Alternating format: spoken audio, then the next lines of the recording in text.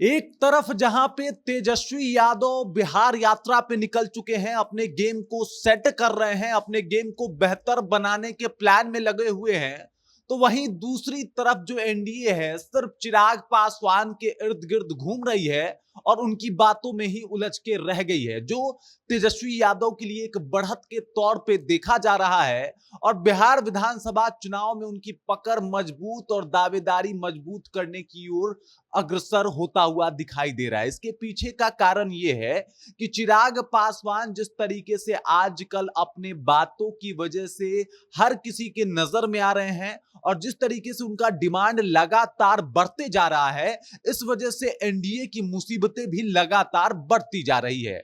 इसी के बारे में मैं आपसे कुछ बातचीत करने वाला हूं, आपको समझाने वाला हूं सब कुछ कि किस तरीके से चिराग पासवान की वजह से एनडीए और खासकर बीजेपी की मुश्किलें बढ़ती हुई नजर आ रही है, ये मैं आपको बताऊंगा। लेकिन उससे पहले मेरा परिचय जान लीजिए। मेरा नाम है रजत और आप जनता जंक्शन देख रहे हैं। देखिए, तमाम मुद्दों पे घेरने के बाद चिराग पासवान अब टिकट बंटवारे को भी लेके कहीं ना कहीं बीजेपी और जेडीयू में खुद विवाद डालने में लग गए हैं। अब जब जाके वो मटिहानी में इस बात का दावा करते हैं कि मटिहानी तो मेरा है क्योंकि 2020 में मेरा कैंडिडेट यहां से जीता था, तो इस वजह से इस बार जब विधानसभा का चुनाव होगा तो यहां से मेरा कैंडिडेट उतरेगा और आप लोग आशीर्वाद दीजिएगा।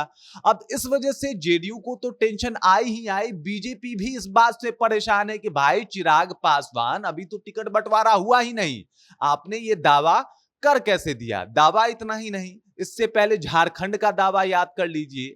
तो बात यह है कि जब जब बीजेपी सोच रही है कि बिहार विधानसभा चुनाव के बारे में कुछ सोचा जाए, या फिर जब जब एनडीए ये चाहता है कि किसी तरीके से तेजस्वी यादव को डोमिनेट किया जाए, तब तब चिराग पासवान का ही बयान कुछ ऐसा आ जाता है कि इसी के ऊपर बीजेपी और जेडीयू उलझ के रह जाते हैं।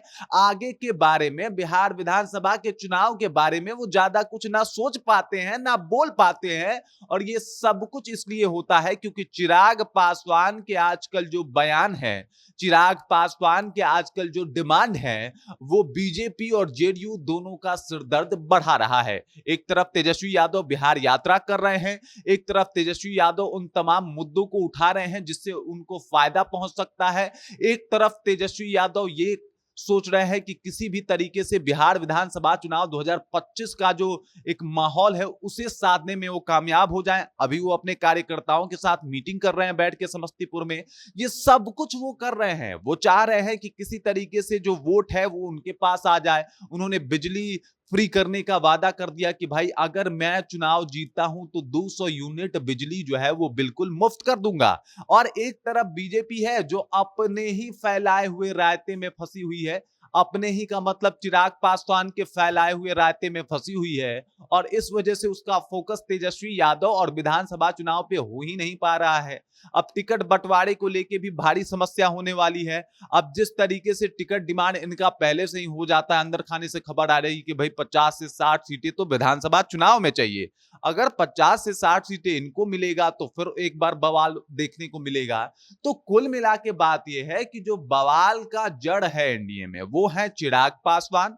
हालांकि चिराग पासवान कभी मोदी के हनुमान हुआ करते थे, अभी वो मोदी की ही लंका लगाते हुए दिखाई दे रहे हैं और मोदी के ही एक तरीके से कहा जाए तो परेशानी में मोदी को ही डालते हुए दिखाई दे रहे हैं। अब चिराग पासवान इतना ज्यादा अभी परेशान कर रहे हैं एनडीए को और एनडीए खेमे में जितने भी घटक दल हैं उन सबको, जिस वजह से फोकस बिहार विधानसभा चुनाव तो नहीं दिखाई दे रहा, क्योंकि कई मुद्दों पे विरोध के बाद टिकट बंटवारे को लेके अभी से ही छीछा लेदर करना मुझे नहीं लगता कि एक मेच्योर नेता को शोभा देता है।